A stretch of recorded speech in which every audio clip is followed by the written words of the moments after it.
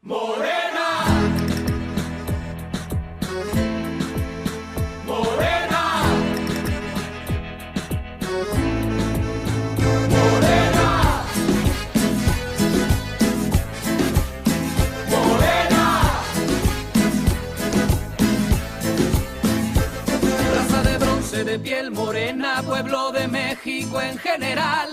Vamos unidos a la faena por la regeneración total. Para lograrlo se necesita no más tu credencial de elector. Piensa en la patria, recapacita y cuida tu voto libertador. Que la derecha ya no descuadre el resultado de la elección. Para que no nos vengan con fraude, solo hace falta organización. Morena.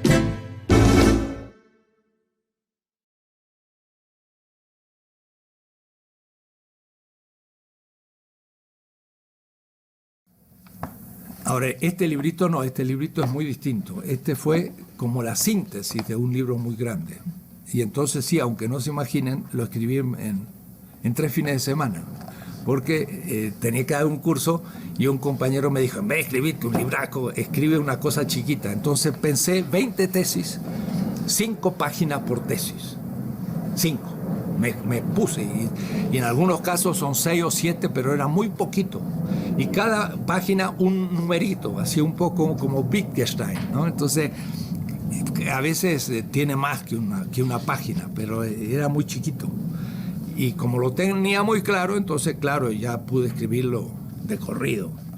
Pero al escribirlo digo, ay, este librito va a funcionar porque es la síntesis. En cambio, los otros son analíticos y largos y son más difíciles, ¿no? Entonces entramos a la segunda parte de esta visión de construcción de categorías. Y dije que se tiene que pasar de lo abstracto a lo concreto y ascender, dice Marx. Es decir, lo abstracto sería, de nuevo en el ejemplo tonto que di, la mesa y la silla. La mesa y la silla sería lo abstracto. ¿Por qué la mesa abstracta? Porque si yo digo mesa, todavía no digo mesa de un acto pedagógico como esta, o mesa de mi comedor, o de mi cocina, o la mesa del juez, o la mesa, qué sé yo, del médico donde tiene los cadáveres. Hay muchos tipos de mesa. Entonces, al decir mesa es un abstracto. Es decir, el pensamiento analítico tradicional piensa, hay una mesa concreta y yo abstraigo y entonces me elevo al concepto de la mesa. Pero esto es al contrario. Al decir mesa no digo qué tipo de mesa es, entonces es abstracto. Lo abstracto es la mesa. Y me tengo que elevar al todo, donde esa mesa es parte. Eso es el proceso dialéctico. Pasar de la parte al todo. Y ese pasar, dia, en griego, pero también se entiende en castellano, es el pasar de la mesa, que también es una totalidad, porque tiene patas y componentes de terminaciones, y paso de esto al todo, pero el todo es lo concreto. Y la parte es lo abstracto, es decir, es justo lo contrario del pensamiento analítico positivista, que dice la mesa es lo concreto y el concepto es lo abstracto. No, la mesa es lo abstracto y el todo. Pero el todo no es un concepto, es el acto pedagógico, que además no lo veo. Porque el acto pedagógico no es ni las paredes, ni la luz, ni las ventanas, ni yo aquí haciendo gesticulaciones. El acto pedagógico es el ser que fundamenta el que haya luz, que haya pizarrón, que yo esté aquí, todo lo que está acá, y la mesa y la silla de esta forma. Es decir, el ser es lo que fundamenta todas las diferencias. Y por eso la identidad y diferencia. El todo es la identidad y la diferencia es lo que puebla la totalidad y fundada, y el ser es el fundamento. Esto se aplica al capital, y esto es todo el capital de Marx, y se aplica a todo. pero también se aplica a la política. Entonces estoy haciendo una política estricto senso como Marx hizo el Capital. Ahora, para hacer eso hay que pasarse 10 años, 20 semestres, estudiando Marx mes por mes. Y eso lo hice con una paciencia gozosa. Estaba yo en una mina de oro y metía la mano y sacaba mi oro, y metía la mano y sacaba oro. Ni siquiera tenía que pulirlo. Me puse a leer a Marx en seminario, 30, 40 estudiantes, página por página, la segunda parte del Mega, que es el Marx Engels, la parte teórica del Capital. Y por eso que sé el Capital como pocos en el mundo, porque tuve mucha paciencia y disciplina. Y cuando se me terminaron los editados, me fui a los inéditos. Y yo he comentado textos inéditos que se han publicado después de mi comentario, y ahora han salido en inglés hace 5 años, el manuscrito de 1861-63, son 6 tomos en inglés, y se publicó mi comentario de hace 20 años. Y fue un latinoamericano el que comentó un texto en inglés. Bueno, ¿de dónde esa paciencia? Pues el querer explicar las cosas. Y sobre todo, como se hablaba mucho de Marx, entonces había que entender los fondos. Y creo que lo he entendido, pero de una manera que al marxismo tradicional no le agrada nada, porque parece que era distinto más de lo que lo contaban. En fin, pasar de la parte al todo. Entonces, la segunda parte es el todo, es lo complejo. Y empiezan las contradicciones ahora. Yo hice un esquema de las categorías fundamentales en el sentido de la potencia y la potestas, o es decir, el poder reside en la comunidad política y ésta crea instituciones. Y la creación de las instituciones hace a la comunidad real. Estamos hablando hace un rato en el desayuno y me decía, ¿cómo te llamas? Sam. Bueno, pero en una comunidad, por ejemplo, originaria, en esa comunidad también están los dioses, está la naturaleza, está todo. No importa, pero el asunto es que ellos son la sede del poder. La comunidad es la sede, con sus dioses también. Y por eso que un culto es parte de un culto y una aclamación. ¿Por qué se canta el himno? El himno. Hasta en un partido de fútbol se canta el himno. Están todos paraditos ahí y cantan el himno. Pues, todos se ponen muy serios cuando cantan el himno. Es un momento prácticamente sagrado. Es que el himno, miren, digo esto porque Agamben le acaba de dedicar 200 páginas a un librito que se ha publicado en 2009 de un gran filósofo político. Y dice, la aclamación es fundamental, también en la política. Y cuando un pueblo se aclama a sí mismo, es el himno. El himno es como el momento en que la gente está muy seria, recuerda a los héroes fundadores y se ve en la cara a los otros y se afirma como comunidad con sus dioses. Y por eso que lo simbólico ahí aparece en serio. Alguien me decía ayer, una profesora, dice, o una colega, dice, tendremos que cambiar la letra del himno. No sé, no la conozco, la del Ecuador, pero había ciertas partes que dice, ya no son muy actuales. Sí, porque fueron hechos en un momento de guerra y todavía también a veces racista y demás, que uno ahora podría cambiar el himno.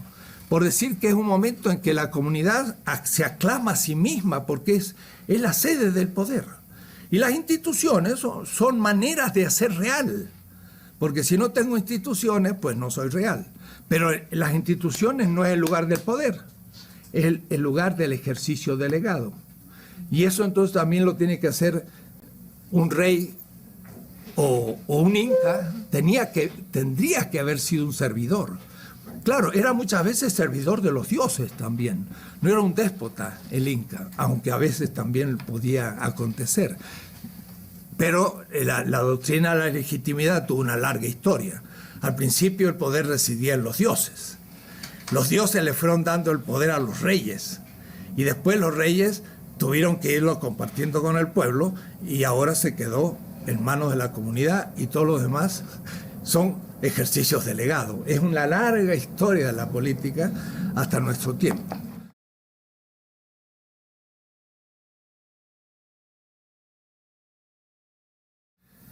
Si no es la clase obrera, ¿quién es? Y ese fue el planteo de todo el pensamiento francés, cómo se plantea Balibar, Rancière y Badiou, etc. Y de ahí todos estamos pensando qué es el sujeto. Para mí, así rápido, porque no tengo demasiado tiempo, lo pueden después leer, el sujeto,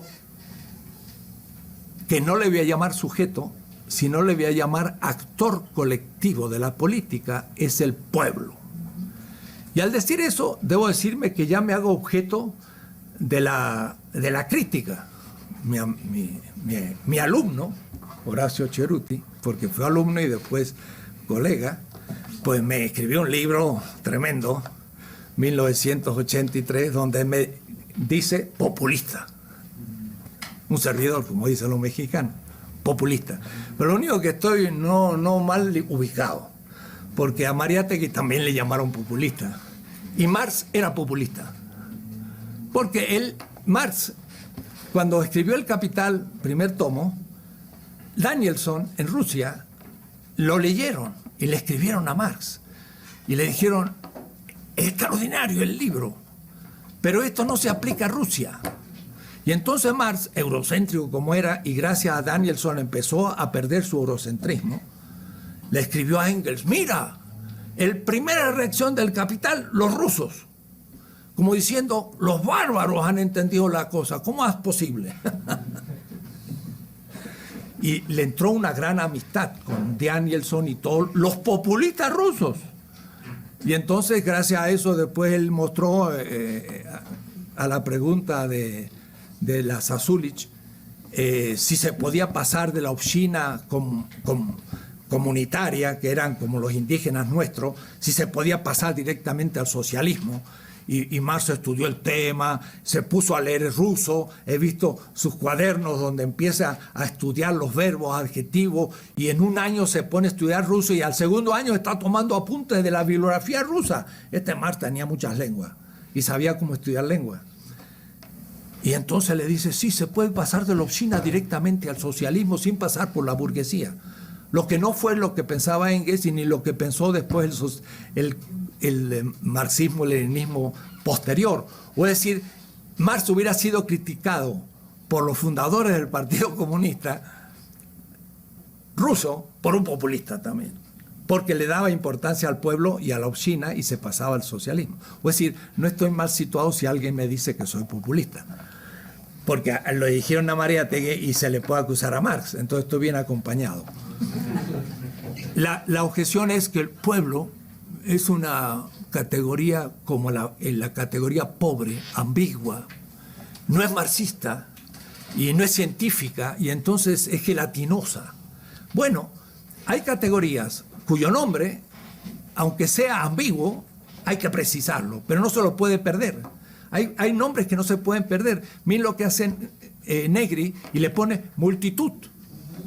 Y esa multitud se entiende porque en Italia hablar de popolo es fascista. Y la multitud es algo que en Italia significa algo muy distinto que en América Latina. Porque en América Latina, pueblo fue la traducción de la comunidad indígena. Y el pueblo en América Latina no es lo mismo que en España. Porque para ellos tienen su historia la palabra pueblo. Pero en el norte de México hay unos grupos de pueblos originarios que se llaman los pueblos. ¿Cómo es posible? Yo siempre decía, ¿cómo estos se llaman pueblos? Claro, le preguntaron cuál es el nombre de su nación y le dijeron la comunidad. Y entonces, ¿cómo se traduce pueblo? Bueno, es una cultura que se llama pueblo. O es decir, para nosotros, en la traducción castellana de la comunidad aymara, quechua, maya, azteca, chibcha, etc., es pueblo, no tenemos otra palabra. Entonces, el tema es, ¿qué es pueblo? Y ahora, yo lo he trabajado 40 años, y yo decía, incluye a la clase obrera y la clase campesina, pero también incluye a los marginales, a los lumpen, y también incluye a los indígenas, y es una categoría ambigua de lo que Gramsci llamaba el bloque social de los oprimidos. Eso sí es preciso. Para Gramsci, el poder es ejercido por el bloque histórico en el poder. Debo decir de que de todos los autores europeos que para mí se queda en pie es Gramsci, porque pensó la política en Italia, que es muy semejante a la situación latinoamericana. Gramsci habla de cosas que ningún norteamericano, alemán o francés puede hablar. Puede hablar, por ejemplo, mire, de los jesuitas. Bueno, tenemos jesuitas. Gramsci habla de la acción católica. Pues tenemos acción católica. Habla de todo el sur de Italia, campesino y subdesarrollado, pues en nuestra situación. Es decir, es un hombre de Italia, latino, que analizó cosas muy parecidas a nosotros. Casi no necesitamos traducir muchas cosas. Entonces, Gramsci va a tener una expresión que después aclararé. Para el pueblo, en los cuaderni, significa el bloque, igual que bloque histórico en el poder. Pero le llama bloque social de los oprimidos. Y es exacto. Cuidado, cuando nuestras comunidades hablan de comunidad, es lo que yo más bien indiqué por comunidad política, porque es la totalidad de la comunidad. Pueblo va a ser ahora algo distinto. Ahora, últimamente, un autor también nuestro, latinoamericano, y más, que ha vivido también como yo la experiencia del peronismo, que es una experiencia muy especial, porque tiene algo de muy auténtico y tiene algo de muy fascista, pero es complejo, es muy complejo. Por eso que no termina de morir. Sí, sigue siendo el partido peronista el que decide entre su izquierda y su derecha y todo. Laclau, Ernesto Laclau, es un argentino. Y en el fondo todo el tema de él ha sido el problema del populismo desde el comienzo.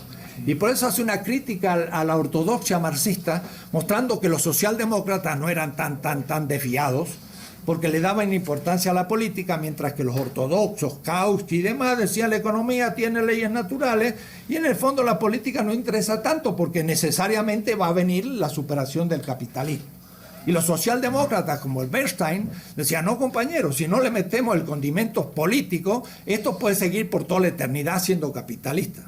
Y eso fue declarado como los reformistas, etc. Y Laclau, para salvar la política, tiene que atacar el sustancialismo necesitante de la ortodoxia marxista de Kautsky y los que siguen de la Segunda Internacional. Es decir, eso no se puede soportar más. Y con ello cae también el proletariado como el sujeto de la historia, el sujeto histórico. Entonces, la política se complica. Entonces, Laclau tiene muchos trabajos, pero el último, penúltimo, la razón populista, ahí ya creo que sí. Y yo le escribí un mail y le digo, Ernesto, ahora sí empiezo a estar de acuerdo, porque antes no estaba. Pero ahí sí, y después estuve en México y estuvimos charlando. La crítica de la razón populista es un libro muy interesante. Como es Laclau, que es un lingüista que está trabajando con Lacan.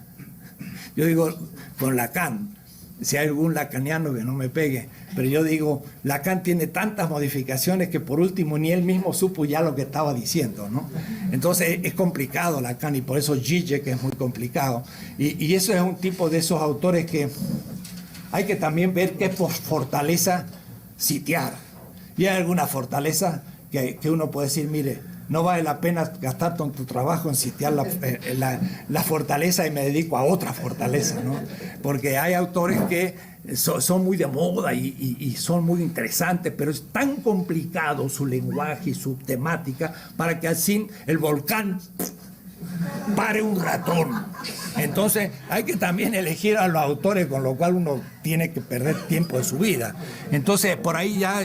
Estuve ahora en Londres, en el Birkbeck College, tengo todo Zizek, como 30 obras, y ya lo escuché hablar y discutimos y todo, y me dije, no le voy a dedicar mucho más tiempo a Zizek, porque es un pensamiento muy inteligente y muy activo, pero los productos son miserables y no sirven prácticamente para la política, y entre nosotros mucho menos. Entonces, cuando Zizek aparece en Buenos Aires, 4.000 personas, pero en el fondo no le dice nada porque no conoce la situación ni sus categorías sirven. En fin, Laclau sí, porque ha vivido. Y entonces él ha hecho un análisis muy interesante del pensamiento populista, y ya con lo que agrega Laclau y Boaventura de Sousa por su parte, yo hago una discusión sobre el tema. Y así empieza el tema 11, en la tesis 11. Pero a eso yo le podría agregar los trabajos de Agamben sobre otro tema escandaloso, pero me gusta escandalizar. Les dije que uno de los autores más trabajados en este momento es Pablo de Tarso, pero no como teólogo, sino como político. Pablo de Tarso, que de paso en las facultades jacobinas de la modernidad quedó fuera.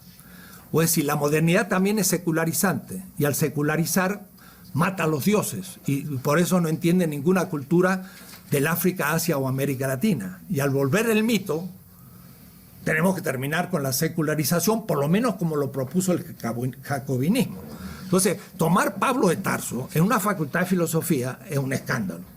Bueno, eso es lo que hace Franz Hinckelhammer, pero no con Pablo. Él toma un evangelio de Juan y se llama El grito del sujeto. Pero él lo hace con toda conciencia. Él dice, voy a tomar un texto estigmatizado en una facultad de filosofía, porque es el evangelio de San Juan. Y lo voy a traer ese texto en la facultad de filosofía. ¿Y qué voy a hacer? Voy a hacer una hermenéutica sobre el mito. Y la hermenéutica es filosófica. El mito es lo que está en el evangelio de San Juan. Y si lo hago sobre el mito adámico, o si lo hago sobre el Prometeo, o si lo hago sobre el libro de los muertos, o el Upanishad, o nuestras costumbres indígenas, ¿por qué no lo voy a hacer sobre los mitos judeocristianos? Como mitos. Entonces, de pronto, Badiou, en el acontecimiento, pone al ejemplo de lo que es un acontecimiento. O es decir, alguien que en un mundo inaugura un nuevo mundo, crea un nuevo mundo, como un régimen de verdad al cual se va a tener fielmente, y de ahí va a surgir realmente un nuevo momento histórico. Y para dar un ejemplo, Badiou, que es un marxista, ateo, francés, jacobino, se escribe un libro sobre Pablo de Tarso, allá por el año 1990. Pablo de Tarso. Pero es un ejemplo. Y miren lo que dice. Lo voy a combinar a Badiou con Agamben, que escribe un libro tremendo, bellísimo, que se llama Il tempo che resta, el tiempo que resta. La teología política de Pablo de Tarso, comentario a la letra Carta de los Romanos. Saben que Lutero hizo un comentario a la Carta a los Romanos. De ahí salió el luteranismo y la crisis con el catolicismo y todo. Y Agamben, profesor de filosofía en Venecia, escribe. Ahora, me ha admirado Agamben, y no lo conozco todavía, pero estamos por hacer un debate en Bolzano. Usa el griego y el hebreo, pero muy bien, y hace un análisis tremendo de Pablo de Tarso. Voy a tomar a todos juntos y lo voy a explicar para el tema del pueblo. Pablo de Tarso escribe una carta a una comunidad pequeña subversiva de mesiánicos en Roma, el gran imperio. Y el imperio cuyo genio es la ley. Y le dice, la ley no es el criterio de la justicia. ¡Praf! Se borró todo el imperio romano de un monotoso. La ley no justifica lo justo. Dikaiosine, no justifica. Sino que hay otro criterio que justifica la justicia de los actos. Y entonces el otro criterio es lo que a mí me interesa. Porque ahí viene el tema. El otro criterio se le dice emuna, que en griego es pistis, y que en castellano es una palabra estúpida, fe. Entonces, ¿qué significa fe? Hay que ir a la palabra hebrea para entender lo que significa esto, emuná.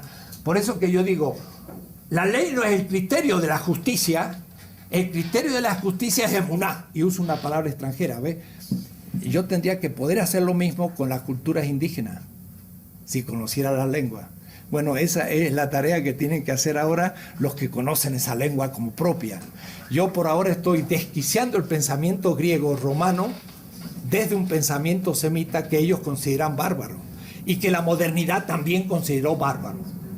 Entonces, el pensamiento semita es extraño a la modernidad y me sirve de punto de apoyo de exterioridad para criticar el eje Parménides-Heidegger, que es lo griego interpretado desde lo alemán como el origen de Europa, porque Grecia no llegó a Europa como nos dicen. Grecia, la Edad Media, modernidad. ¿Qué va a ser? Grecia se hizo Bizancio. El Imperio Bizantino se hizo los grandes califatos. Y los grandes califatos tradujeron en Toledo las obras de los griegos y llegó a la Europa latina germánica en el siglo XIII en latín, y ahí surgió Buenaventura, Tomás de Aquino y demás.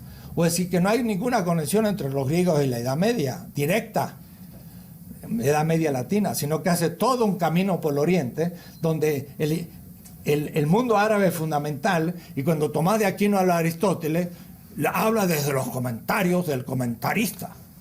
Y el comentarista es Avicena, que vivía en Samarcanda, al norte de la Siria actual, en una de las ex repúblicas soviéticas. Era un árabe. Entonces se den cuenta que la invención de que es Grecia, la Edad Media y la modernidad es también una invención tremenda. Y Heidegger dice, la filosofía empezó en Parménides y termina en mí.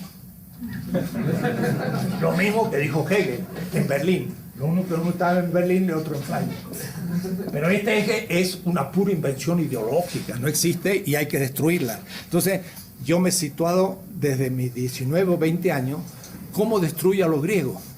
Entonces, por eso me interesó los semitas y me fui a Israel y todo. Yo no soy judío. Algunos me dicen, ¿pero usted es judío? No, no soy judío. Soy un latinoamericano común. Y mi primer libro fue El humanismo semita, que salió en Eudeva, en Buenos Aires, y yo pongo, voy aquí al origen del pensamiento de los criollos latinoamericanos, no de los amerindios, pero de los criollos, porque ese mundo mitológico hay que ir hasta allá. Bueno, emuná se entiende bien en una expresión de Fidel Castro. Fidel Castro por ahí tiene un texto que dice, cuando el pueblo crea en el pueblo. Eso es fe. Crea. ¿Qué significa creer? Creer significa que el bloque social de los oprimidos es parte de la comunidad política. Pero ahora la comunidad política va a recibir una fractura en otro color. Y esta ruptura es la esencia del tema. Y esto lo dice muy bien Laclau. Pero lo dice Agamben analizando los textos de San Pablo. Entonces se entiende perfectamente. La comunidad política entra en una lucha interna. Si quieren ustedes, en una lucha civil. Se rompe. Y se rompe porque el bloque social de los oprimidos, y miren qué término usa Gramsci, no dice la clase obrera, habla de un bloque. O es decir, un conglomerado que de pronto le pega un muñetazo y se derrumba. O es decir, el pueblo va a ser un bloque, no va a ser una sustancia histórica que atraviesa la historia como un meteorito, sino que va a ser un bloque coyuntural que va a lograr unidad, se va a transformar en un actor colectivo, va a cambiar la historia y después se puede desarmar. Por eso habla Mao, y la habla muy bien, no soy maoísta, las contradicciones en el seno del pueblo. Perfecto. El pueblo tiene contradicciones. Y ayer yo decía en mi conferencia, miren, el mejor ejemplo que tenemos es la emancipación. En el bloque social de los oprimidos estaban primero los criollos blancos, después estaban los mestizos, y tengo que hacerlo racialmente porque dice Aníbal Quijano y tiene razón, la clasificación es racial. Y después ya vienen los indígenas. Y después, al último, los afro. Y claro, y las combinaciones que había, etcétera, etcétera. Pero entonces, aquí hubo un bloque que en el caso de Hidalgo, por ejemplo, o San Martín en parte, unificó a todos estos. Otros, en cambio, solamente se quedaron con los blancos y los mestizos y excluyeron los indígenas, pero cuando Bolívar se enfrenta a los indígenas, pues es derrotado con Boves. Y debo decir que los indígenas en gran parte luchaban para el rey y no para los patriotas.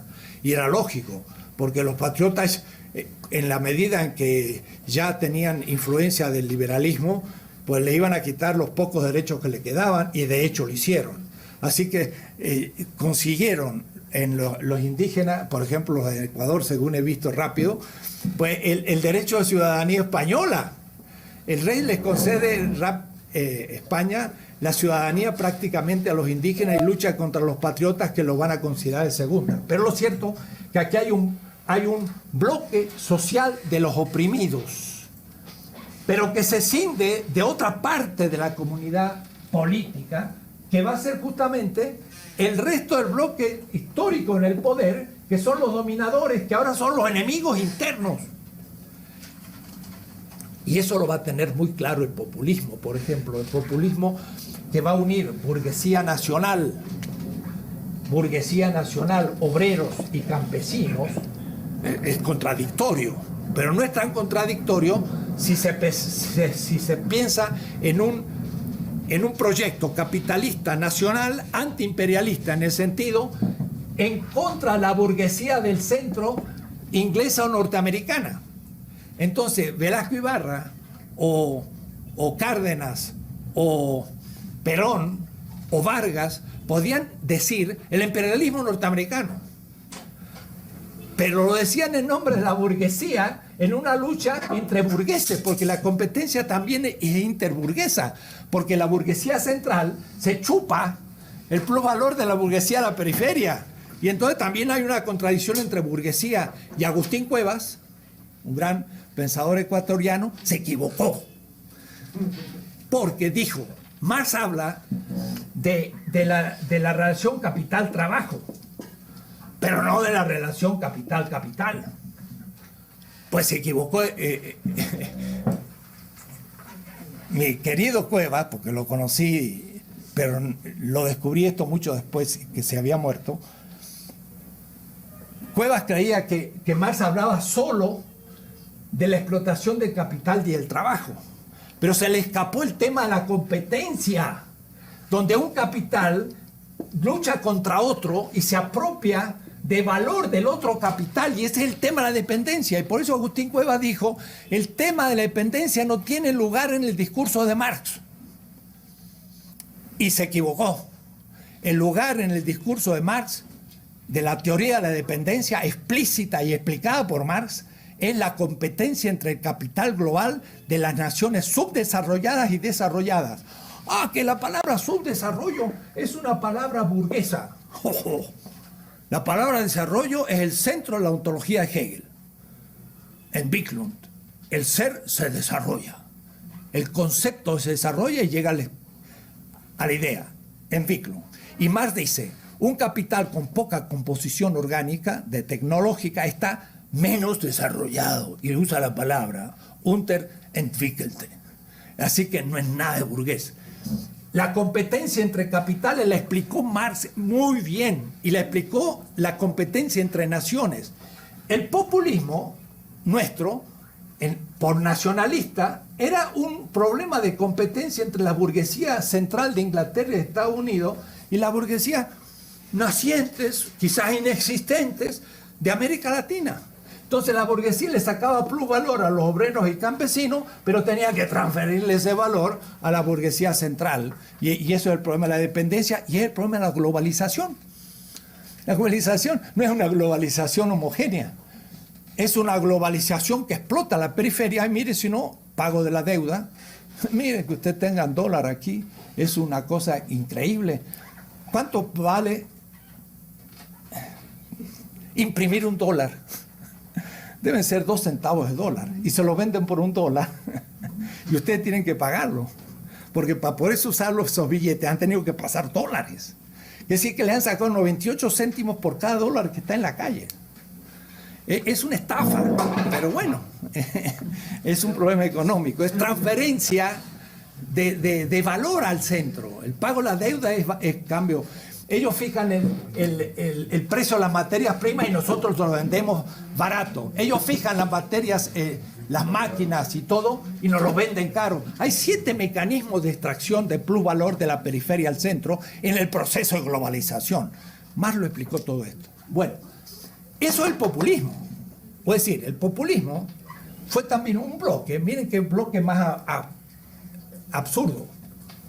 Burgueses, obreros y campesinos. Y por eso que eso no podía ser viable sin un líder que hablase ambiguamente y dijese justicia social. Entonces el burgués decía, sí, justicia, miren, como la bandera de Brasil, miren qué bandera más bonita, orden y trabajo. Trabajo, el obrero dice, muy bien, el trabajo. Y el capitalista dice orden. Y entonces, un poco para cada uno. Ahora, la crítica a los populistas es el lenguaje ambiguo. Claro que es ambiguo. Si no fuera ambiguo, no podía ser decodificado por distintos actores, cada uno en su favor, porque tiene una actitud positiva, porque se está salvando al país. Lean mi artículo en el primer tomo, 70 páginas, sobre el discurso político populista, cómo se analiza. Entonces, dense en cuenta que Ernesto Laclau, Walter Miñolo, Néstor García Canclini y yo somos 4 que hemos vivido la experiencia peronista. Entonces ustedes verían 4 intelectuales que están teorizando de lo mismo de distintas maneras, pero hemos vivido la misma experiencia de los 70s.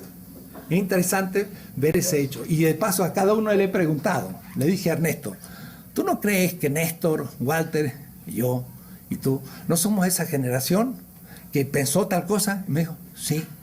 Y se lo he dicho a Walter, no lo había pensado, pero sí, y a Néstor también. Es interesante porque el peronismo tiene algo también de interesante. Bien, este bloque, que puede ser el de la emancipación, o que puede ser el bloque que es contradictorio internamente, pero que se constituye como bloque, el asunto es cuándo ese bloque logra unidad para poder transformarse políticamente en un actor colectivo. No voy a hablar de un sujeto. Voy a decir que todos se encuentran. El concepto madre aquí fue la libertad. En el caso de la emancipación. El criollo decía libertad, pero libertad de comercio para que los españoles tenían el monopolio. Y los indígenas pensaban libertad para tener justamente nuestras antiguas comunidades con nuestras tradiciones. Y los afro ni hablar, la libertad de la esclavitud. Entonces cada uno tenía algo de semejante. Algo de semejante. El criollo decía libertad. El indígena decía libertad. Y el esclavo negro decía libertad. Esa libertad es la semejanza, no la identidad. Pero el criollo intentaba tener ahora el comando de un comercio independiente de España. Y que después de hecha la revolución, rompe el pacto y se queda con el poder. Y ahora vuelve el indígena y el mestizo y el blanco empobrecido y lo demás van a ser ahora el bloque social de los oprimidos, y ahora los criollos se van a poner ahí. Hasta ahora es lo que yo quise decir ayer, pero no tuve tiempo. y entonces aquí hay distinción analógica y una semejanza analógica. No hay ni identidad ni equivocidad. Y entonces, ¿cómo lo plantea el Laclau? Laclau dice, hay distintos requerimientos o demandas, en inglés también demandas. Claro, las demandas es un requerimiento y por último una necesidad, desde un punto de vista materialista marxista, pero él no baja ese nivel porque sería sociológico, y como está a un nivel lingüístico un tanto idealista, entonces le falta la economía política, que la ha criticado en el marxismo ortodoxo y ya no la recupera más. Laclau se queda en el aire. Entonces yo critico a Laclau diciendo, vuelve un poco a Marx, porque te lo has liquidado demasiado pronto, ¿no? Es más válido de lo que tú crees. Pero lo interesante es que hay demandas.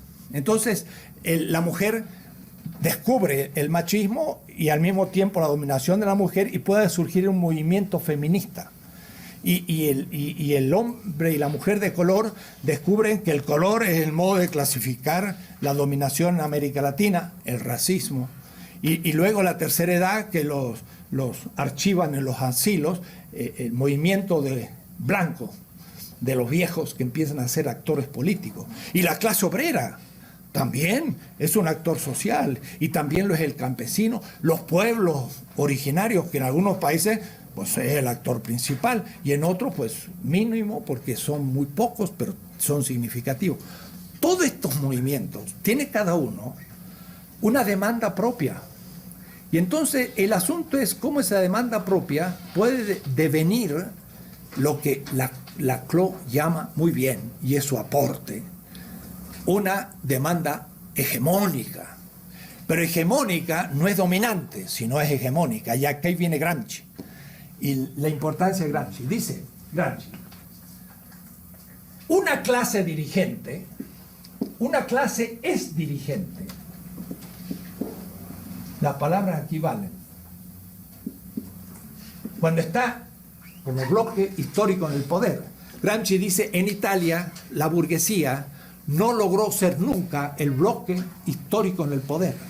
El norte de Europa, de Italia industrial, Torino, Milán, Venecia, está escindido del sur, el Mediogiorno, el Mezzogiorno, el sur, que ahí está la mafia en Sicilia y la Camorra en Nápoli. Son dos grupos muy distintos, con una historia muy interesante, porque estas mafias eran grupos secretos que luchaban contra las invasiones normandas y después contra las francesas y contra las españolas. Eran grupos patriotas que tenían una especie de redes de nacionalistas de oposición.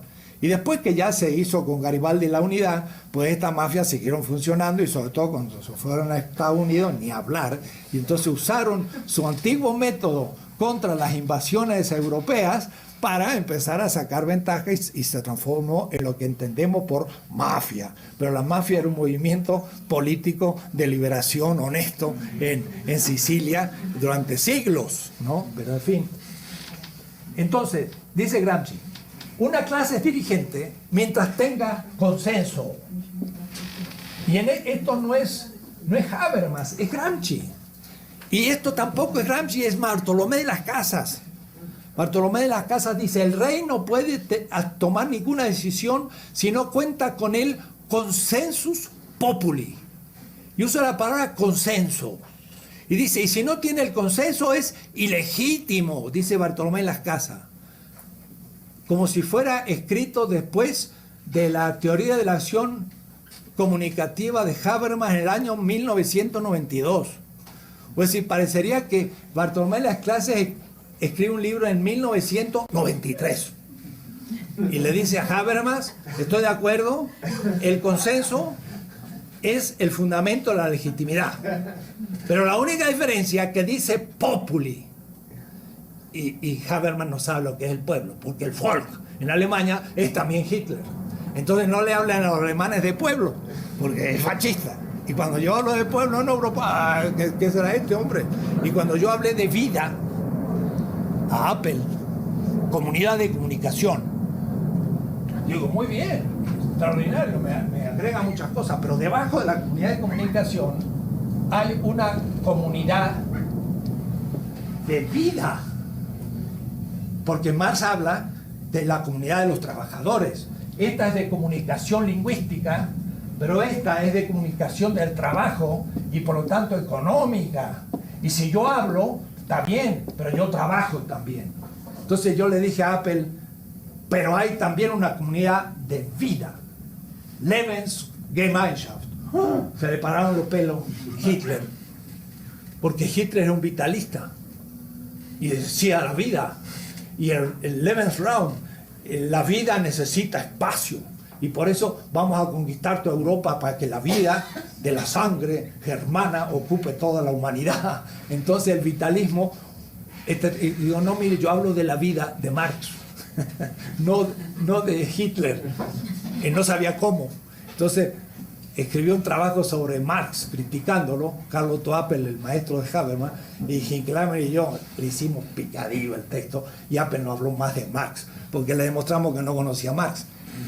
Ni Habermas conoce Marx, ni Ricoeur conoce Marx, ninguno conoce Marx, lo han leído así rápido. Claro, yo lo he leído bien. Entonces, justamente este resto, como le llama Pablo, es lo que voy a llamar pueblo.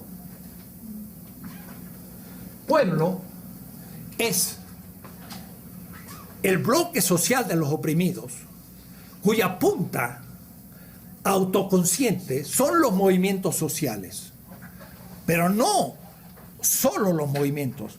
Si yo lo pudiera representar, diría, pueblo es así y tiene como puntas, la historia va hacia allá. Hay movimientos que tienen autoconciencia del machismo. Hay otros que tienen autoconciencia del problema de la raza. Hay otros sindicatos, algunos que tienen autoconciencia de la explotación obrera. Y esta conciencia que tienen de la negatividad son la expresión de una masa mucho más grande, que no es una multitud, porque justamente tiene historia y tiene memoria. Y así como se hablaba de la conciencia de clase, hay conciencia de pueblo. Y la memoria de un pueblo es la memoria de sus héroes. Y entonces, miren qué notable, la Cuba socialista tiene como un héroe de Cuba a Martí. Y Martí no era socialista ni comunista ni nada de eso. Era un hombre que luchó contra España en pleno siglo XIX, pero que le tocó vivir en Estados Unidos, en el estómago de la bestia, y supo lo que era Estados Unidos. Y entonces dijo, estamos luchando para que Cuba se haga independiente de España, pero esta va a ser la primera, porque la segunda emancipación se va a hacer con Estados Unidos, y lo dijo bien clarito, le puso segunda emancipación, de la que hablé, la que no pude hablar ayer también. Me cortaron, pero se la explico ahora. Él ya descubrió Estados Unidos como la próxima potencia, y no imaginaba que en el Tratado de París, con la presencia del Vaticano, se admitió que España entregara las tres islas bajo el protectorado de Estados Unidos. Y entonces los cubanos, los puertorriqueños y los filipinos, que murieron 250.000 filipinos luchando contra España, cuando se libraron de España, vino la ocupación norteamericana porque se los habían entregado a los norteamericanos. Y los pobres filipinos empezaron una segunda lucha, murieron otros 200.000 y quedaron colonias norteamericanas. Después vino la ocupación japonesa en la Segunda Guerra, y a la salida de los japoneses, los norteamericanos tuvieron que dar la libertad, pero fue en 1945 que Filipinas recién se emancipa, y Filipinas es un hermano latinoamericano. Es notable la unidad que tenemos de su historia. Estudiar la historia de Filipinas hay que agregarle unos pocos años, y es la misma que el Ecuador.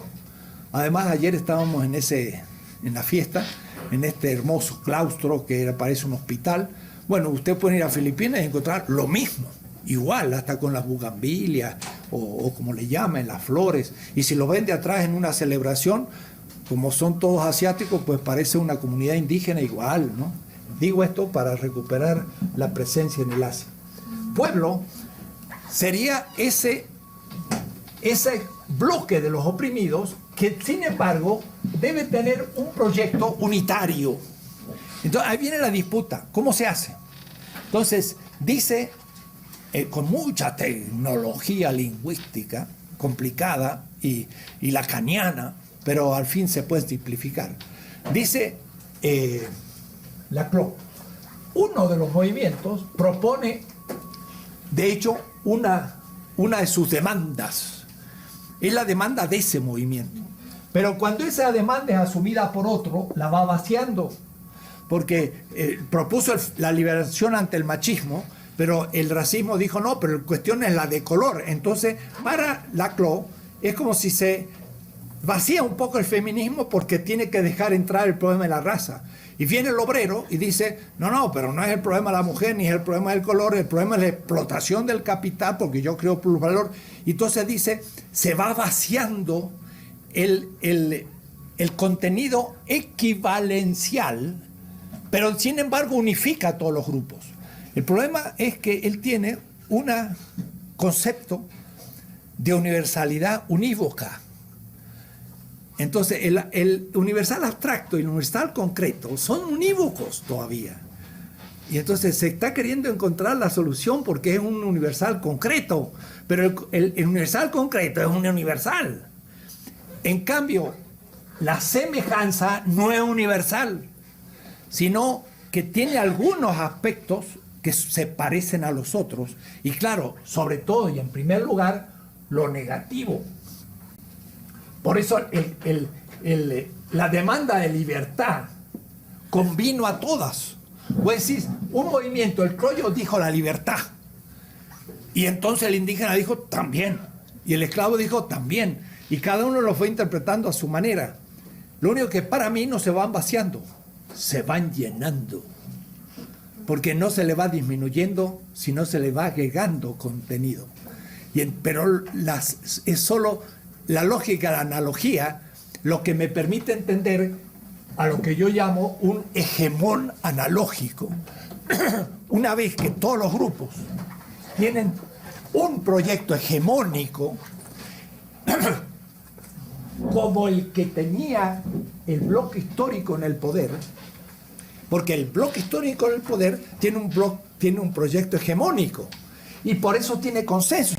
Es decir, un bloque hegemónico y dirigente, cuando más o menos logra satisfacer la necesidad de todos los grupos, o al menos les hace creer que lo está satisfaciendo. Y mientras que yo crea que me lo satisface, estoy en el consenso, creo en el rey. Pero una vez que se toma conciencia crítica de la no satisfacción, de que la demanda no es cumplida, entonces yo tengo que luchar para que se cumpla.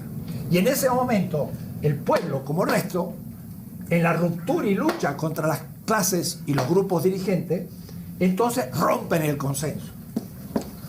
Es el disenso. Y entonces la clase dirigente se transforma en grupos dominantes.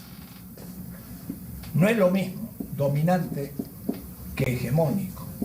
Dominante es cuando el bloque histórico pierde el proyecto hegemónico y ahora aparece como el proyecto de un grupo para cumplir sus intereses. Y los demás ya no se ven incluidos en ese proyecto y por eso están en disidencia. Y en ese momento empieza la represión. O es decir, de los Habsburgo a los Borbones en pleno siglo XVIII, empezó a perder la monarquía española hegemonía sobre estos grupos que van a ser los que van a hacer la revolución. Y al perder la hegemonía se va transformando en represiva.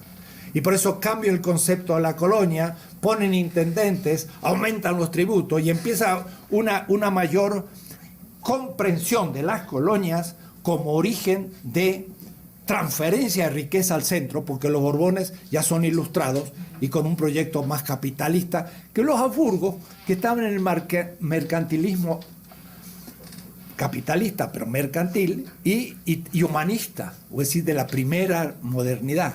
Entonces, el pasaje de España en el pleno siglo XVIII a la segunda modernidad va a hacer que se pase de un proyecto más o menos aceptable, sin tantas persecuciones, como un proyecto dominante. Va a surgir un grupo como pueblo disidente, rompe la coherencia. Y entonces el pueblo se transforma en el actor colectivo. Para eso, claro, hay que perderle el respeto a la ley. Las leyes de India, pues, no me mandan a mí. No las obedezco más. Dejo de ser obediente. Y entonces, ahora, ¿cómo se produce eso históricamente en el caso de Pablo de Tarso? Pues muy fácil. La ley mata a un justo, al fundador del cristianismo. Sus discípulos ven que lo matan y saben que es justo. y han estado viviendo con él. Han visto que conoce la ley, que quiere a su pueblo. Pero los grupos de dominio del templo, en contubernio con el imperio, lo condenan. Pero lo condenan porque el hombre ha entrado días antes al templo, sacó su cinto y tiró abajo las mesas de los cambistas, que tenían que tener dinero de todas las partes del imperio para que pudiesen comprar una paloma o un buey para hacer su sacrificio. Y eso era un banco. Era un banco en el sentido actual. Y entonces tira aquello y dice: habéis transformado en una guarida de ladrones la casa de oración. Fue una crítica económico-política. ¡Pah! ¿No? Y ese día decretaron su muerte. Entonces, para Benjamín, ese personaje es ya un Mesías. Mesías viene del hebreo que significa aceite. Mesías, aceite. Y el aceitado es el ungido. Y el ungido entonces es el que se levanta contra el sistema y pone su cuerpo como primer víctima ante el proceso de liberación. El Mesías es eso. Entonces ahí viene la interpretación del Mesías por Benjamín, por Levinas y por todo el movimiento judío. Y eso entonces nos hace entrar en la idea de que todos los libertadores en esta visión serían mesiánicos. Y entonces se entiende de que el resto tiene una mística mesiánica, y eso es lo que uno nota, por ejemplo, en los libertadores. Es gente que da su vida y que la da, y que no tiene miedo de hacerlo, o mejor, tendrá miedo, pero no se echa atrás, ¿no? ¿Y esto por qué? Porque están construyendo un nuevo sistema. Entonces, todos estos temas son políticos. El disenso se transforma en lucha. Claro, antes se pensó como pura lucha de clases, ahora es mucho más. Es una lucha de género, es una lucha de edades, es una lucha de cultura en los pueblos originarios, y son muchas luchas armónicamente entrelazadas, y todo eso produce la liberación de un pueblo. Ese pueblo tiene que destruir el sistema que lo ha oprimido, y tiene que empezar una lucha para la construcción de un nuevo sistema. Pero en el interín, en el medio de, diría, en el betweenness, en el estar entre el antiguo y el nuevo sistema, ahí es donde la política se vuelve más urticante. Y se les preguntaba a los patriotas: ¿y usted con qué derecho se levanta contra el rey de España? Y entonces yo he visto un librito chiquito que era un breviario. Dice: este breviario tenía en sus manos el rebelde de Morelos, que es uno de los patriotas en México, y la Santa Cruz, cuando fue fusilado en la ciudad de Catepec por seguir al apóstata y revoltoso de Hidalgo, que se levantó contra su Dios y su rey. Es decir, Dios estaba junto al rey, porque el rey le daba el poder y levantarse contra la ley de Indias y contra el rey era ser un apóstata por sacerdote, y merecía la muerte, y lo mataron. Esos son nuestros héroes. Lo mismo le va a pasar al Che, pero de otra manera, porque el Che en este caso pues hizo un mal diagnóstico político y se metió en Bolivia y no conocía Bolivia, lo cual es un pecado mortal para un guerrillero, pues no sabía ni lo que era el ejército boliviano, ni lo que estaba corrompido el Partido Comunista Boliviano y todo, pero fue también un héroe en el sentido que dio su vida. Y por eso el rostro del Che Guevara en todo el mundo es como el rostro del idealismo. Y todos los jóvenes en China o en Japón tienen la foto famosa tomada por un fotógrafo famoso del Che. Pero ¿por qué tiene tanta fuerza? Porque es la irrupción de alguien que se levanta contra el sistema y le dice: eres injusto. Un poco como cuando estaba de la Rúa y propuso ahí que no se podía salir a la calle después de las 5 de la tarde. El 21 de diciembre del 2001 salió toda la gente a la calle, y contra el estado de excepción decretado por el presidente, tiraron abajo el estado de excepción en un estado de rebelión, y dijeron que se vayan todos, y el presidente se fue a su casa. Es una hermosa metáfora de lo que es el pueblo. Cuando se levanta, dice, yo soy la autoridad, compañero, usted de Rúa está a mi servicio y si se cree presidente, va a su casa, ¿no? Ojalá que fuera siempre así. Pero en La Paz lo han hecho y los del Alto saben que lo saben hacer. Y ahora son actores históricos y ahí tienen a su presidente. Y que le pongan otro y van a ver cómo se les bajan de arriba y les vuelven a caer, pero duro, ¿no? Es decir, ese es un pueblo que ha tomado conciencia y que está construyendo un nuevo sistema. Esa es mi reflexión sobre el actor. Esto es un escándalo para la filosofía política. Yo estoy en un colegio de como 13 profesores que hacemos maestría y doctorado en filosofía política y no se imaginan, son todos cuasi liberales y se ríen de esto. Y hasta un alumno mío presentó el proyecto de tesis sobre el concepto pueblo y lo rechazaron. Entonces es una lucha todavía a hacer, porque no es tan aceptado esto. Entonces esta es la tesis 11. ¿Qué es pueblo?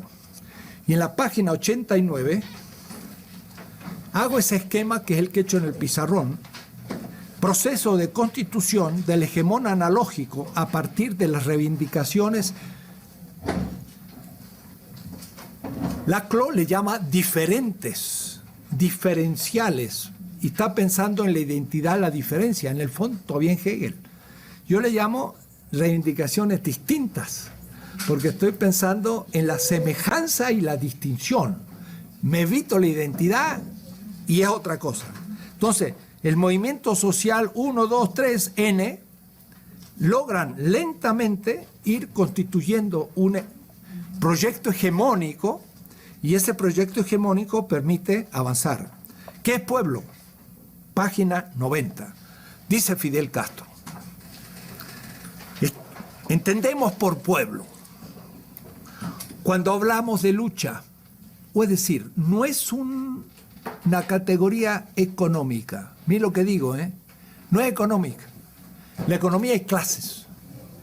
Pero en la política, la clase no puede ser sujeto. Tiene que integrarse a otros.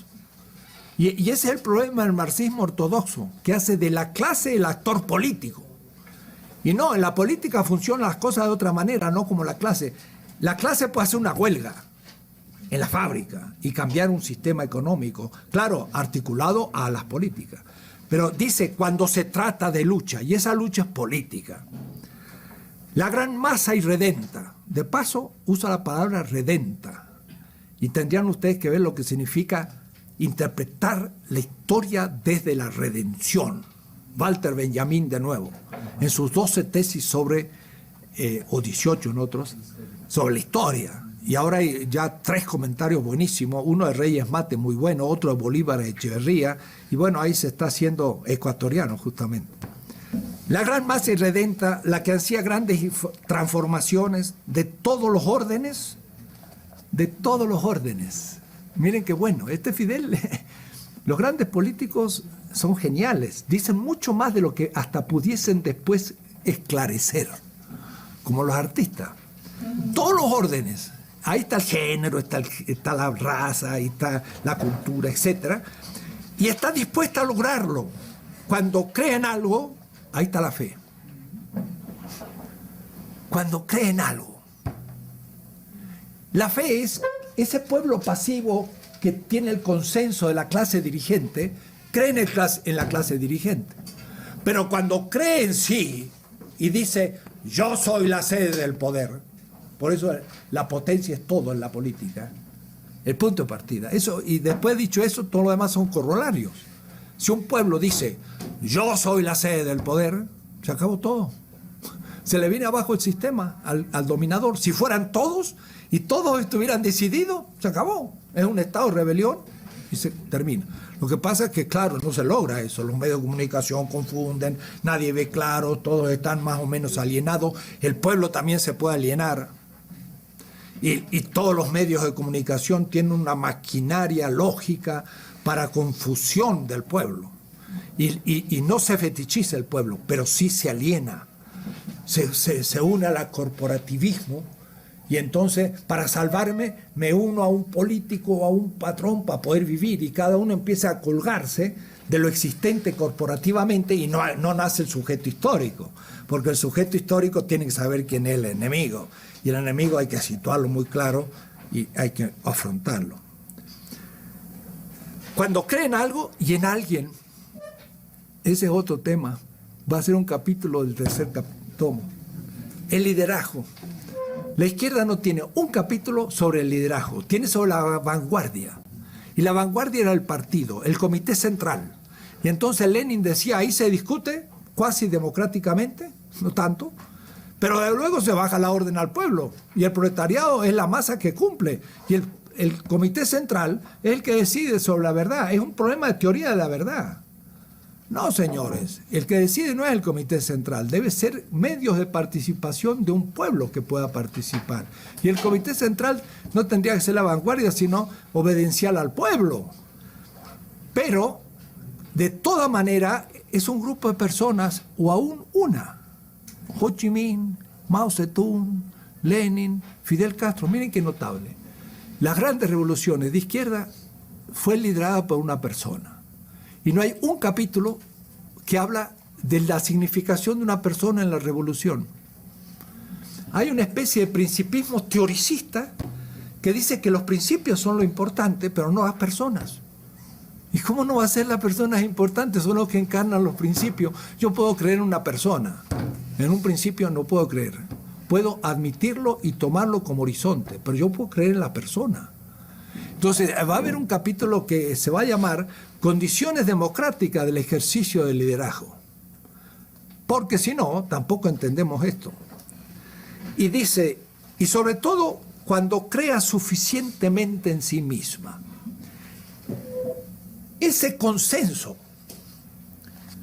crítico del pueblo es la fe, como criterio de justicia, no la ley. Y como criterio de nueva ley futura, cuando se haga la Constitución. Y en el mito este mosaico, que es un mito, pero un mito también que se las trae, estaba Moisés en el desierto y su suegro, Yetro, le dice, ¿qué pasa? Dice, ¿qué pueblo es este? Que no tiene ley. Y entonces Moisés dice, es verdad, en Egipto había ley, pero aquí en el desierto no tengo ley. No. Subió al Horeb y le dieron la ley. O es decir, que el pueblo, hay un momento en que no tiene ley. ¿Y de dónde le viene su legitimidad? Este tema lo explicaba en Bolivia a la su ministra de Justicia y a 400 gente del Poder Judicial. ¿Dónde viene la legalidad cuando no tenemos constitución? Antes de la constitución. Viene del consenso crítico del pueblo. Ese es el último criterio de legalidad y de legitimidad, no la ley. Es el consenso, el fundamento de la ley. Y si la ley no respeta el consenso, yo no respeto la ley. Y no se puede ser transformador diciendo, yo respeto el orden, entonces estoy perdido. Si el orden se fetichiza, la dominación queda para siempre. ¿Se dan cuenta? Esto que estoy diciendo no lo pueden leer en Habermas, porque tiene unas líneas ahí, y no lo pueden leer en Carl Schmitt, porque Carl Schmitt tiene una teoría de los partisanos, y yo dije, qué bárbaro, este hombre se hizo una teoría de los guerrilleros. Mira, el viejito Carl Schmitt terminó bien, y me leí todo el libro y lo iba yo comentando en mi máquina, escribiendo ya lo que voy a publicar, y iba todo muy bien, justificando a los guerrilleros, a Lenin, a Mao, hasta a Che Guevara, habla el viejo. Y cuando llego al final, en las últimas 4 líneas, dicen, pero todos estos movimientos transformaron al enemigo en enemigo absoluto, y como el enemigo absoluto es en la guerra, pervirtieron la política. Y entonces Borach dice, Mao, Lenin y Che y todos no fueron políticos, fueron guerreros y destruyeron la política. Entonces, en la última frase, Carl Schmitt volvió a sacar su beta nazi, y entonces tuve que ahora sí, gracias a la computadora, recopiar todo, porque yo creía que era un descubrimiento del viejo al final, y no, el viejo era igual que siempre, nomás que había reservado para el final el golpe y se lo dan al final, ¿no? En el último round, Time lo noquea, ¿no? Entonces, no entiende, él no tiene, el gran constitucionalista alemán, que fue Carl Schmitt, y gran teórico, no sabe lo que es el consenso del pueblo como y crítico, porque el consenso primero no es el consenso segundo, porque ahora tengo dos consensos. El consenso que era hegemónico se transforma ahora en el consenso del bloque histórico en el poder como dominación, y ahora surge un consenso crítico. Tengo dos consensos. Eso no lo tiene nunca Habermas, tiene uno solo. Yo tengo dos. ¿Y cuál de los dos vale más? Y bueno, el crítico es el que fundamenta la futura legalidad, y por eso es dialéctico. No pienso en un sistema, sino en dos y en el movimiento. No hay ningún teórico político en este momento que plantee las cosas con esta, claridad. Ninguno. Y lo conozco todos. No sé, por ahí algunos que todos los de moda. Entonces usted dirá, bueno, usted está trabajando los de moda. Sí, trabajo los de moda para hacer los picadillos. Y entonces tráigame a otro, y quizás muchos otros que no están de moda, estoy de acuerdo, y dirían, ve, por eso no está de moda. Porque los de moda ocultan los problemas, aunque sean muy críticos, y aunque sea la escuela de Frankfurt. Entonces, Enrique, ¿cómo?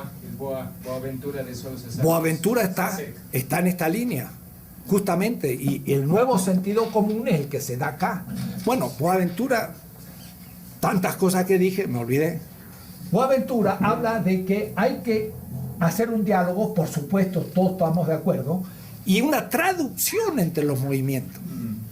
Yo soy feminista, digo, la mujer es la contradicción primera con el varón. Viene el de color y dice, no, el racismo es lo fundamental. Yo lo viví en el 75, exilado, estuve en Chicago en un gran encuentro, y no sabía lo que era el racismo, en el año 75. Como todo latinoamericano, en América Latina no hay racismo. Y entonces tuve una discusión así, tete a tete, 2 metros de distancia, con James Cone, un gran teórico en Nueva York del problema del racismo. Pero yo no lo veía como afro, yo lo veía como norteamericano. Y a la noche cuando dormía escuchaba el ruido de la sirena de los autos, y yo decía, me van a agarrar, porque venía de la represión y de los norteamericanos que habían preparado todos los represores en la Escuela de las Américas y todo. Entonces, yo no lo veía como africano, afro, lo veía como un norteamericano. Y él me veía a mí como blanquito y no me veía como latinoamericano. No se imagina, fue una explosión eso, que nos agarramos a patada. Que la contradicción principal es la raza. Digo, sí, muy bien, pero tú me puedes matar a mí porque la contradicción principal es capital, trabajo, imperio, periferia, y todo. Él no sabía tampoco mucho lo que era Marx, y tampoco sabía lo que eran las colonias. Después va a entrar a diálogos con los africanos, asiáticos, y va a empezar a cambiar. Pero nunca del todo. El que hizo el camino fue Cornel West. Cornel West es un afro, pero que conoce Marx, que conoce el pragmatismo, y de él sí soy amigo sin problema. Pero entonces yo choqué con un hombre que tenía la sensibilidad racista, y yo era un racista al no darme cuenta. Pero hubo que avanzar, y había que integrar después el problema de la raza, ¿no? Pero entonces hay que hacer un diálogo, y ese diálogo con James Cone me duró 10 años, 20, y llegamos a ser grandes amigos, y yo integré completamente el racismo, y él empezó a estudiar el capitalismo y el imperialismo, etc. Y yo le escribí una carta cuando Powell fue el gran general, ¿no? Le digo, mira, ves, ya ustedes, los afros, ya los tenemos encima de la cabeza nosotros, también, no somos santos, ¿cierto? Y después el feminismo, pues ya tenemos también a mujeres tremendas, ¿no? O decir, claro, uno está en ciertas contradicciones inevitables.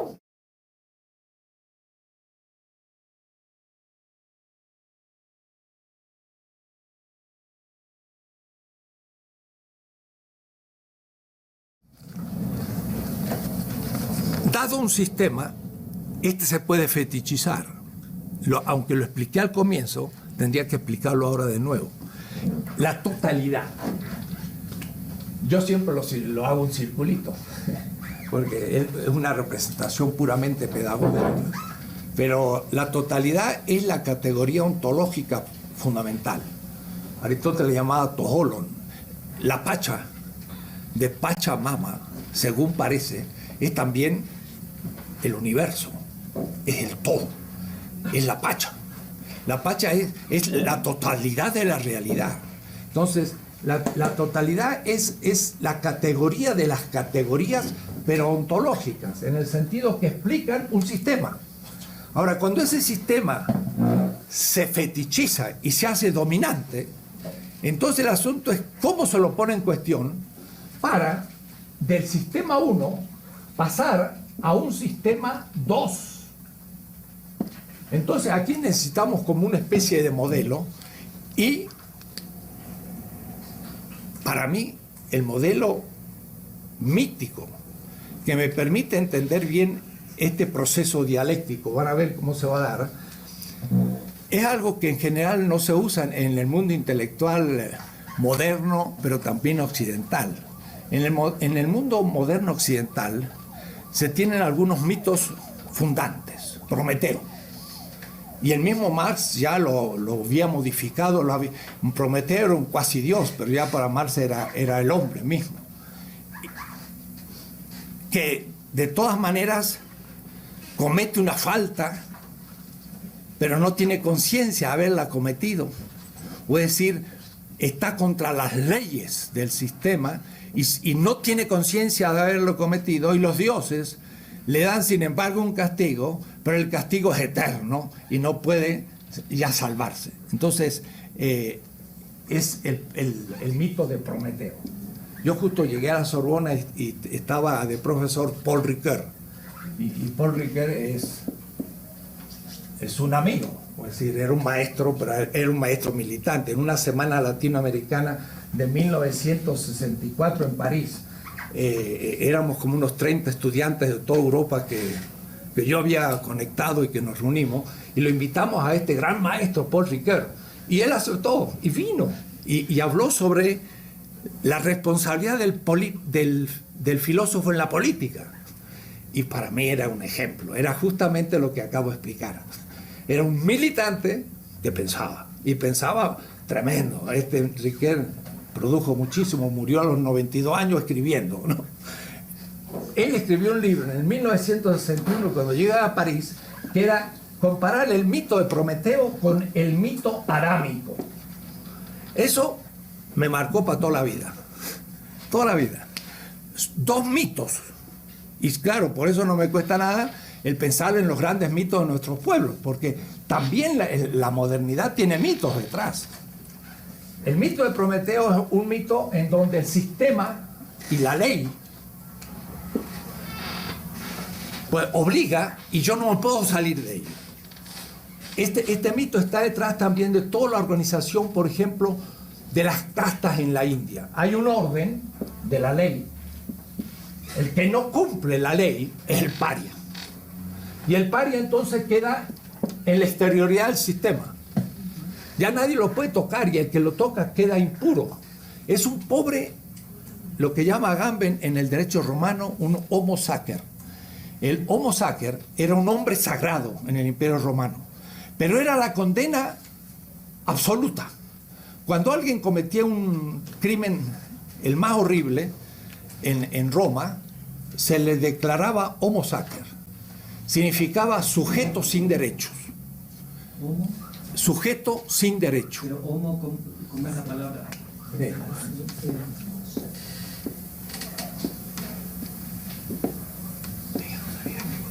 Hombre sagrado, pero lo que pasa es que sagrado viene de sangre y significa excluido. Entonces cualquiera lo podía matar. O es decir, quedaba sin derechos. Entonces si alguno se enojaba con él, lo mataba, no cometía crimen. Era un paria. Era un paria fuera del sistema. Esto es Prometeo, es el mito trágico. Y esto también, miren, es Edipo. Y todo el psicoanálisis, el señor Freud, es bien moderno. Y Freud, si hay algún psicoanalista, pues vamos a tener que entrar en diálogo. Pero Edipo es un mito completamente helenocéntrico y eurocéntrico. Es el padre que mata al hijo y el hijo que mata al padre y además se acuesta con la madre y es un mito de asesinato mutuo. Entonces, Paul Ricoeur muestra que Adán es completamente otro tipo de mito, el mito adámico. El mito adámico es un mito de alguien que tienta y alguien que es libre, mientras que Prometeo no era libre. Y Prometeo comete una falta que no conoce y es castigado injustamente, pero eternamente, y no hay perdón y no hay historia. En cambio, Adán es tentado por la libertad de la serpiente, que de paso no es la serpiente nuestra.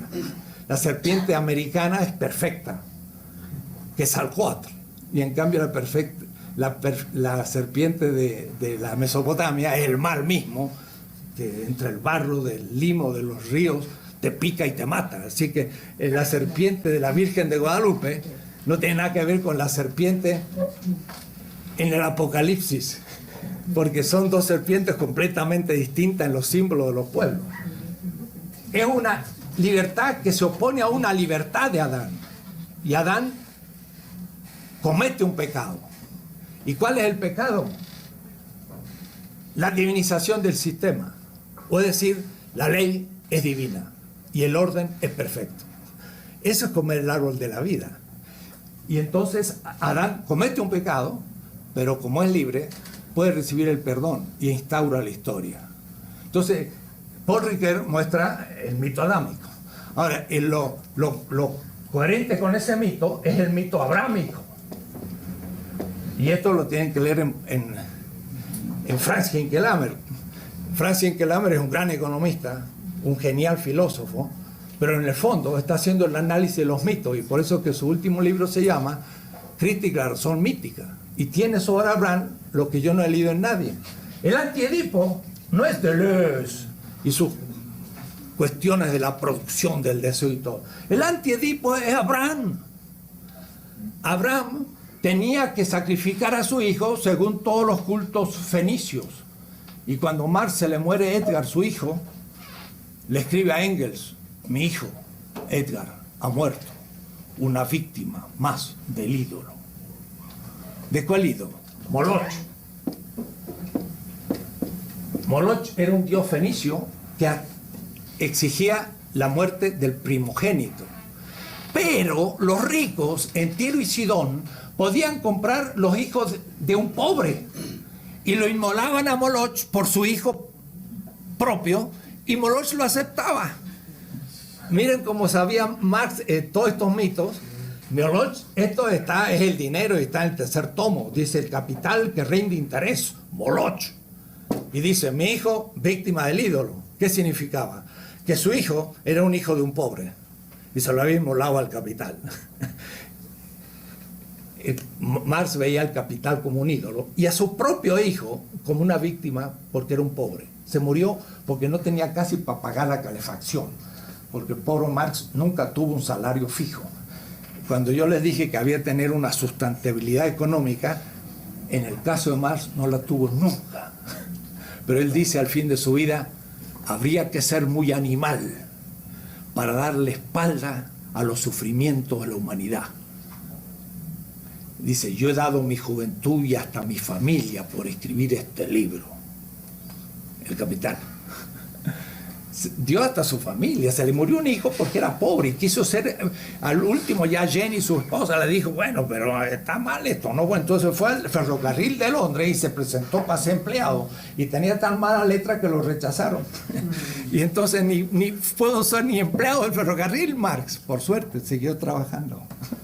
Bueno, pero él conocía a todo el mundo mítico este. O sea, miren cómo es. Abraham tiene que matar a su hijo, pero en el monte Moira él dice: no voy a cumplir la ley que me exige matar a mi hijo. Y agarró un cordero que apareció y lo mató en lugar de su hijo. O es decir, Abraham amó a Isaac, e Isaac amó a Abraham. El Edipo se fue al diablo. Y el psicoanálisis tiene que reformar todo su fundamento, porque lo que hace el psicoanálisis con el Edipo es mostrar el fundamento, el ser, de todas las patologías, pero no de la normalidad psicológica. Abraham es el que explica la normalidad psicológica. El padre ama al hijo y el hijo ama al padre. Y entonces el varón ama a la mujer como otra, no como dice Freud. La sexualidad es por naturaleza masculina y la mujer es objeto sexual. ¿Qué tal? Es la mejor definición del machismo. Es perfecta. Entonces a mí me sirve Freud para estudiar el machismo. Y en eso se lo agradezco. Pero es un machista redomado. ¿Se da cuenta? Lo que leí es un texto tal cual lo pueden ver en mi erótica latinoamericana, que he estudiado estos temas ya en el año 72. Las feministas me pegaron fuertísimo porque cometí errores. En el año 72 me he corregido. Pero había cosas que valen todavía, valen porque descubrí una lógica muy interesante. Bien, Abraham ama al hijo, el hijo ama al padre. Son una mitología opuesta. Si yo respeto la ley como sagrada, hago del sistema una idolatría, y entonces si la ley justifica la dominación, no hay posibilidad de movimiento. La comunidad política, si se fetichiza, se establece un sistema de dominación. ¿Cómo se rompe ese sistema? ¿Y cómo se puede mover hacia otro sistema? Necesito otro modelo. Y el modelo que voy a tomar, perdón, pero es el que voy a tomar, se puede criticar y tomar otro mejor, va a ser el mosaico. El de un tal egipcio que se llamaba Mosés, o si ustedes quieren, Moisés. Y entonces, en el mito mosaico, tenemos la estructura de la política. Había un faraón que era un dios y tenía esclavos. Y los dominaba en el trabajo. Y esto en hebreo, abodá. ¿Por qué lo escribo así? Para que vean algo bien raro. Pero me pasé 2 años en Israel y aprendí el hebreo y todo para poder criticar el pensamiento griego desde el mundo semita.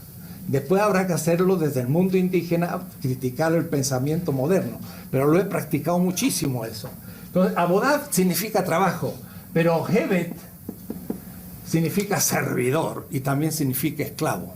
Entonces, el asunto es que los esclavos se liberaron de Egipto y fueron a la tierra prometida. Como dice el himno zapatista, no, sandinista, luchamos por una tierra donde hay leche y miel. Donde, ¿cómo es? Con caudalosos ríos de leche y miel. Mire, este mito está en todo el pensamiento latinoamericano. Hasta Fidel Castro lo usa. Estamos como los esclavos en Egipto. El mismo revolución del 1700 al final del siglo de Túpac Amaru y todo, decía, estábamos como los esclavos en Egipto. Es un mito que vuelve.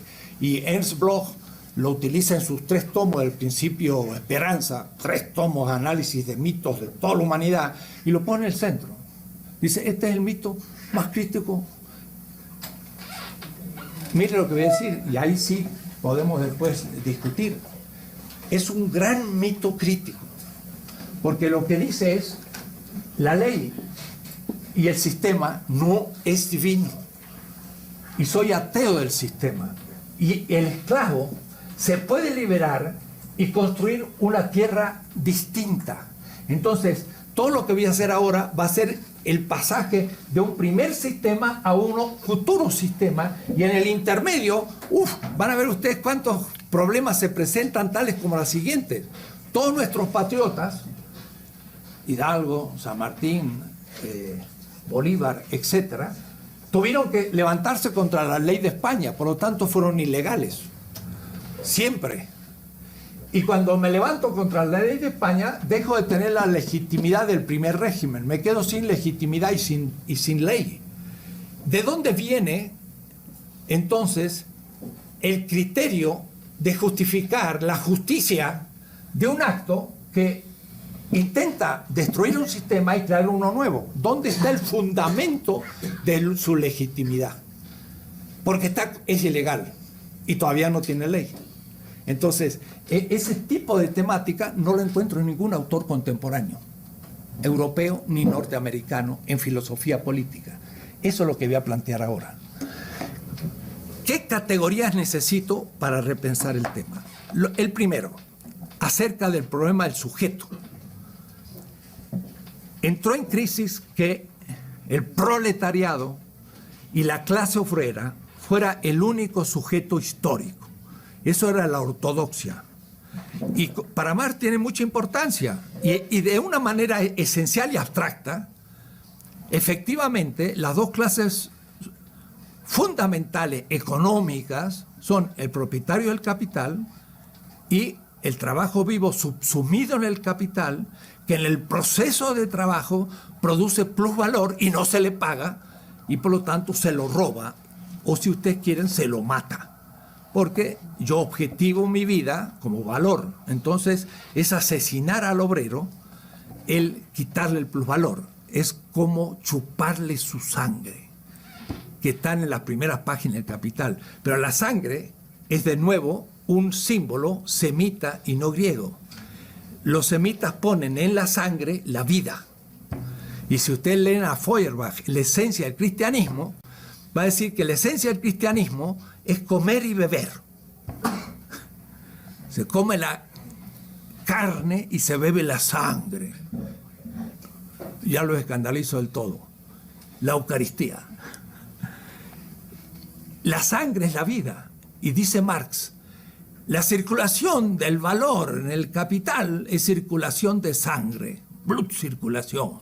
Está viviendo la simbología semita, donde no hay cuerpo y alma, sino hay carne y sangre. Cuando le saco la sangre a la carne, se muere. La sangre es la vida. Entonces, el capital chupa la sangre del obrero como un vampiro, dice Marx en las 6 primeras páginas del Capital. Todas estas son metáforas, pero son metáforas que hay que tomarlas muy en serio, porque son las que le están permitiendo pensar. Lo que pasa es que en el análisis político, el obrero no pudo ser el único sujeto histórico de la construcción del pasaje de un sistema injusto a uno nuevo. Y se fue comprobando en las grandes revoluciones, la misma de Mao, que de paso, el paso de Lenin a Mao es fundamental, porque Lenin era una cultura europea periférica, Rusia, pero la China ya no era europea periférica, era completamente fuera de Europa, y era sí periférica, y sobre todo con la invasión del Japón. Entonces era un mundo que no había sido dominado en su corazón, pero tenía toda Manchuria ocupada por el Japón, y tenían una guerra de liberación nacional contra un imperio como el japonés, capitalista, y por lo tanto fue una guerra colonial también la de Mao. Entonces Mao tuvo que transformar todas las categorías. Además, las últimas categorías son neoconfucianas y no son marxistas. Mao se refiere, de hecho, a Wang Yanmin, que es un gran filósofo chino del siglo XVI, y a veces en su trabajo sobre la praxis cita a Marx, pero el contenido es de Wang Yanmin. Él dice, conocer algo, que es la praxis, es vivir con. Y entonces se conoce al campesino viviendo con el campesino. Eso lo dice Wang Yanmin, pero está hasta más claro que Marx.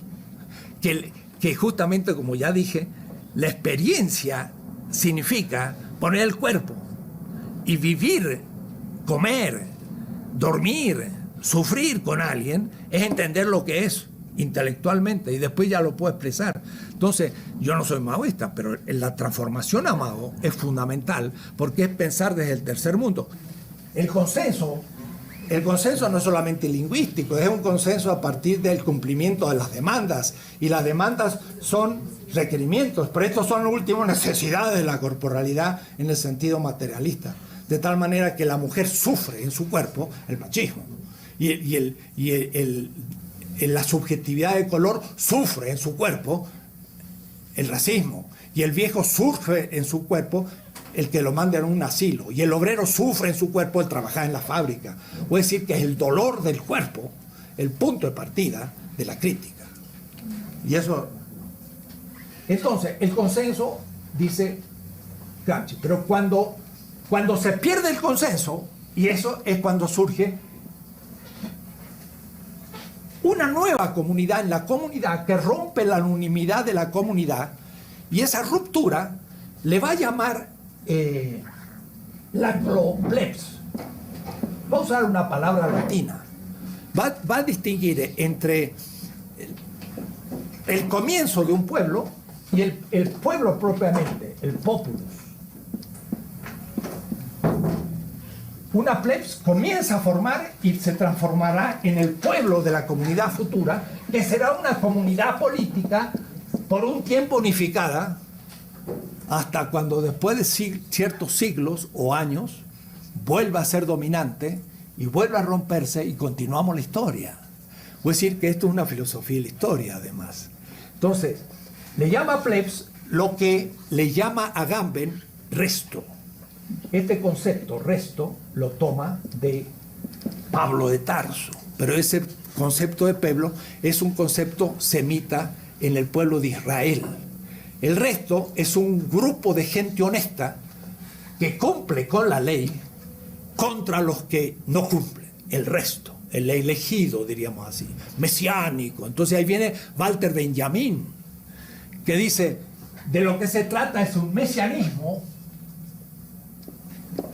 más el materialismo histórico. Es decir, la ecuación es mesianismo, pero más Marx. Era un escándalo. Gerson Scholem dice, bueno, mesianismo sí, pero marxismo no. Y los marxistas dicen, marxismo sí, pero mesianismo, ¿qué tiene que ver? Y entonces Walter Benjamin es un tipo extraordinario, complicadísimo, que ese sí ahora lo estoy sitiando. Tengo los 12 tomos en alemán y le estoy dando vuelta al castillo. Todavía no he llegado al centro. Creo que estoy llegando, pero me dura, porque hay que comprar los libros, ver las traducciones, ver los buenos trabajos y va a ser el fundamento una estética que tengo que escribir después de la política, la estética. Entonces también me va. Pero la intuición de él es tremenda. Benjamin es fecundísimo.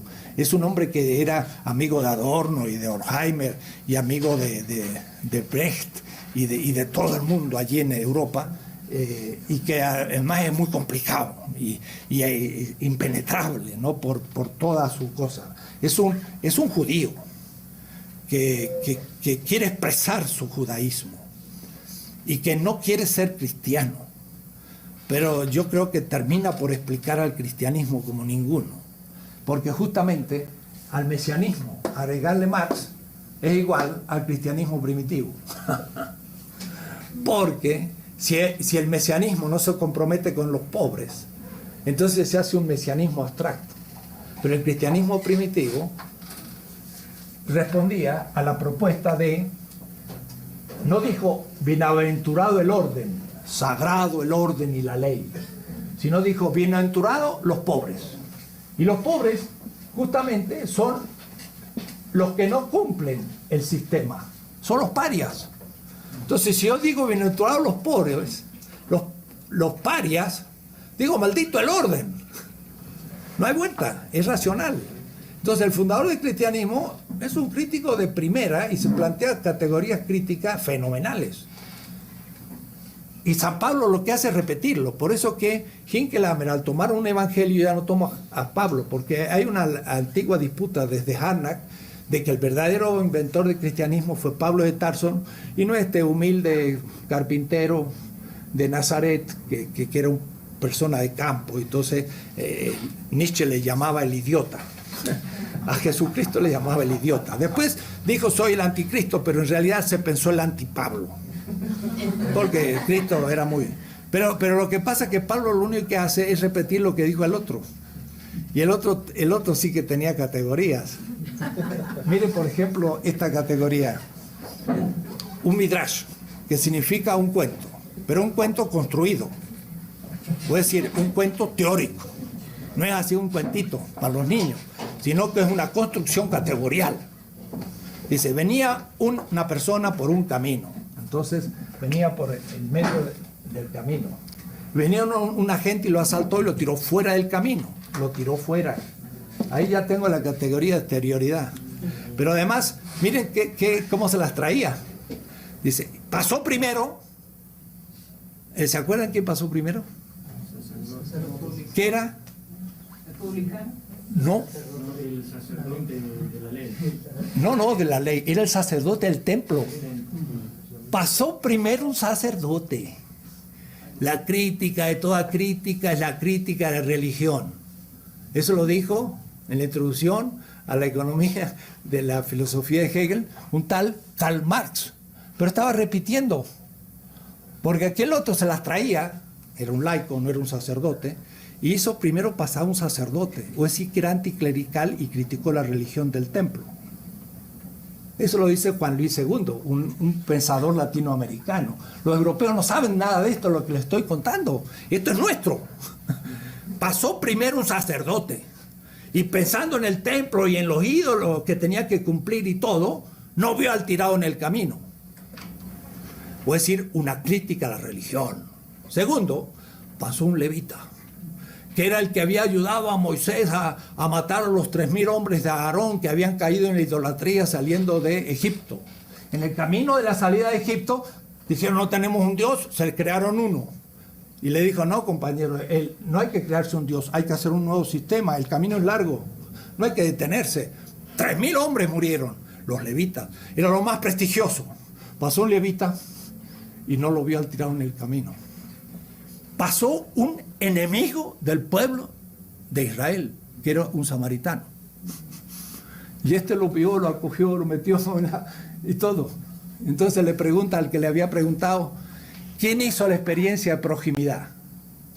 Cara a cara, nada que ver con quién es el prójimo, porque el prójimo era el tirado en el camino y no el samaritano que pasaba. El samaritano que pasaba es el que hizo el cara a cara, la gran categoría de Levinas. Cara a cara. Entonces, ahí empieza mi ética. Cuando yo veo al otro y lo respeto en su exterioridad, mirando a sus ojos, no es una cosa, no es Husserl, no es Heidegger, es la crítica a Heidegger y es la crítica a la modernidad. Es Levinas, un judío que se levanta contra la modernidad. Es un judío que desde el tirado en el camino mira al sacerdote y al levita cara a cara y le dice, estás totalizado en la totalidad. Y el samaritano, en cambio, se abrió y tomó la responsabilidad por el otro. Aunque ustedes no crean, es uno de los textos más racionales y críticos de la historia de la humanidad. Hay que ir a buscar algún texto taoísta o vedanta de ese nivel. Son cosas muy profundas, vulgarizadas, ¿no? Ahora, no, yo no estoy hablando de los cardenales que no le dan ni pascura de párrafos, que son unos imbéciles. No estoy hablando de eso. Estoy hablando de una cosa seria. Es una historia de la racionalidad crítica. Entonces, hay temas.